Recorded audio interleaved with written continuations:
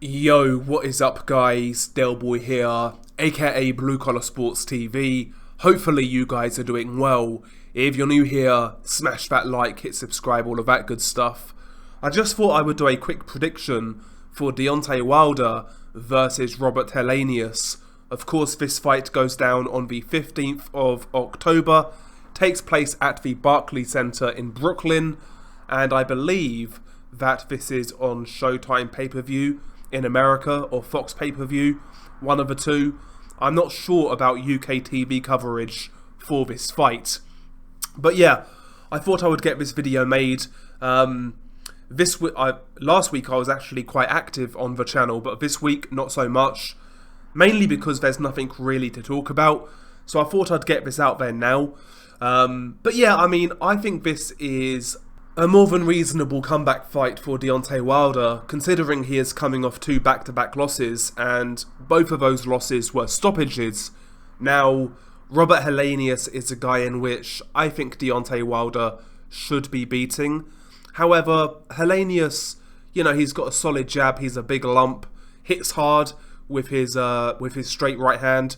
I think he's one of those guys where if you're not at a certain level, he can certainly expose you, as we saw in the Adam Kownacki fights. And yeah, if Wilder is not 100% and he gets caught by Helenius, who knows what could happen? Who knows what could happen? So yeah, I think this is a decent comeback fight for Deontay Wilder, but nevertheless, I do make him a favourite here. Let's briefly break down the tale of the tape, and we shall start with Deontay Wilder. Deontay Wilder has a record of 42 wins, 2 defeats, 1 draw, 41 of his 42 wins coming by way of knockout.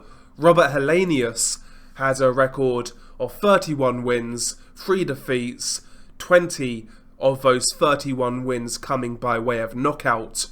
Deontay Wilder, of course, is listed as 6'7" with a 83-inch reach, whereas Robert Helenius is listed as 6'6.5" with a 79-inch reach. So according to paper, Wilder is half an inch taller, but he's got a 4-inch reach advantage, which could be pivotal in this fight. Of course, both fighters here are orthodox fighters. Deontay Wilder is currently 36 years old, whereas Robert Helenius is 38 years old. So considering where both guys are at right now, given their age in the heavyweight division, it's basically winner takes all, really. The winner of this fight will go on to have big fights, whereas the loser, I think, will have a hard time coming back from this. So yeah, let's briefly break down what I believe each guy should do to stand the best chance of winning this fight. And I'm going to start with the underdog, Robert Helenius. Now for me, Helenius in this fight, his career's been resurrected with his wins over Adam Kownacki. Before then, he was seen as a also-ran kind of thing, not really a factor in the heavyweight division.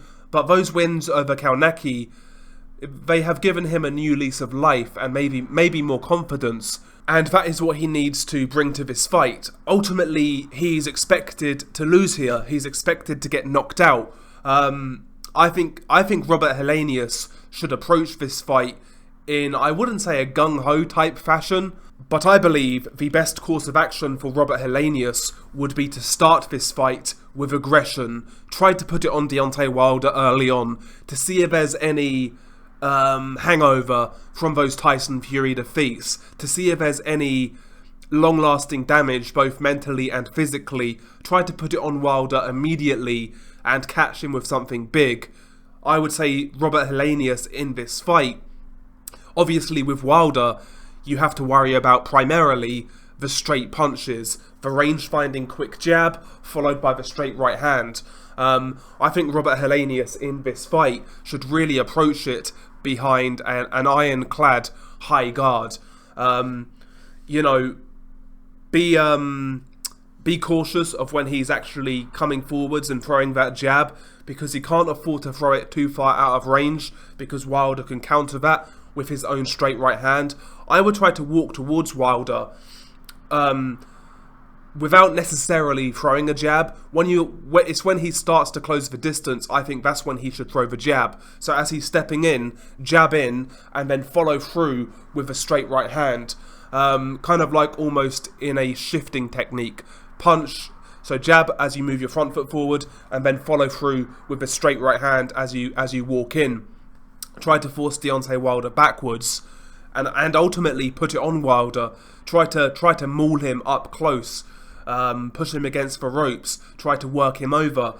When I look at these two guys, I have just a gut feeling that if you put these guys in the clinch, I think Robert Helenius is probably the stronger guy, and that could be another good area for success for Robert Helenius, is to maul Wilder in the clinch. We saw him struggle with Tyson Fury in that area. Now, I don't think Helenius is quite as strong as Fury, but I would say he's stronger than Wilder up close. So, yeah, I mean, I think Helenius needs to essentially almost bum rush Wilder early on. Try to close that distance extremely quickly, and go from there, essentially. I know Helenius isn't a great inside fighter, but I think he's slightly better at shortening those punches than Wilder, so maybe he's got the advantage on the inside against Deontay Wilder. Wilder can throw an uppercut on the inside, but apart from that, man, he kind of loses shape. His hooks are quite loopy and wide. I think Helenius could be stronger and better on the inside, so it might be worth Helenius trying to take the fight there, trying to make it a bit of a brawl up close. But he can't afford to be kind of marauding forwards without a high guard and pouring with his lead hand and trying to counter Wilder. I think if he does that, more than likely Wilder's going to get there first. He's got longer reach, and I think he's a quicker man as well, particularly with those straight punches. So yeah, I wouldn't try and play a game of lead hand control against Deontay Wilder. I wouldn't be trying to strategically box my way in or box with Wilder, because I think he's going to line himself up to get knocked out. And again, when it comes to Helenius, he's got a habit in a lot of his fights of keeping that lead hand low. And it is effective at times when he can throw the jab from low and catch a guy by surprise. It is a good shot by Helenius, but I really think he needs to keep that to a minimum in this fight. We all know what Helenius has to watch out for, and a low lead hand against Deontay Wilder's straight right hand could be a recipe for disaster, especially considering Helenius isn't particularly quick with his reactions or defense. So for me, it's quite straightforward with Robert Helenius. I don't think he can win a boxing match against Wilder without getting knocked out. He could probably win some rounds against Wilder based on his jab, but I can't see him doing that for 12 rounds without getting knocked out. So for me, I'll be real with Helenius. I think he needs to knock out Wilder early in this fight, and that's what he should be gunning for. Bum rush the guy, try to close the distance, work up close, maul him, and yeah, make sure you close that distance safely but quickly. That's it with Robert Helenius. As for Deontay Wilder, I would advise him to approach this fight in the first 2 or 3 rounds in a somewhat cautious fashion. Box off that jab, get that ring rust off, box off the jab. I actually want to see what he was doing in the third Fury fight with that jab. Vary the jab. Go upstairs with it, go downstairs with it.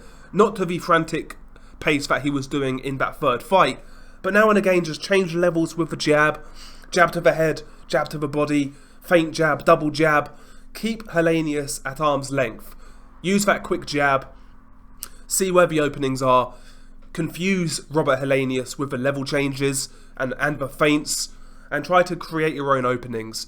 Based on what happened in Wilder's last 2 fights, he might be very eager to make a statement, but he can't let his heart overrule his head here. Doing that against Helenius could be dangerous because Helenius does punch hard, and he actually has somewhat decent timing. So if Wilder falls short, Helenius has a real good short right hand. So Wilder needs to be working behind the jab, managing that distance, again, changing levels with it, giving Helenius different looks.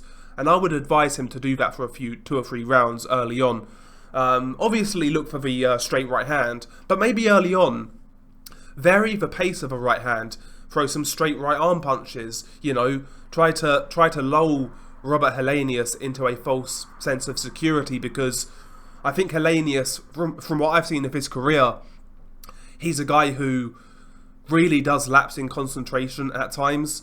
And I think Wilder, maybe if he's got the right game plan, can kind of lull those mistakes out of him by boxing relatively cautious early on behind that jab and from distance. I want to see that in this fight from Wilder.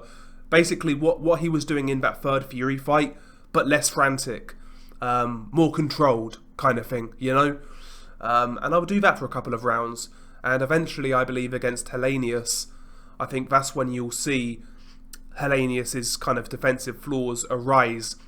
Maybe if Wilder can get Helenius comfortable, that's when you'll see that low lead hand more prominent for Robert Helenius, and that obviously gives Wilder the chance to land that straight right hand count that down the pipe, which I believe will knock out Robert Helenius. I mean, Helenius got knocked out by Gerald Washington, so if Wilder lands cleanly on this guy, it's going to be lights out. So for me, Deontay in this fight doesn't need to rush things.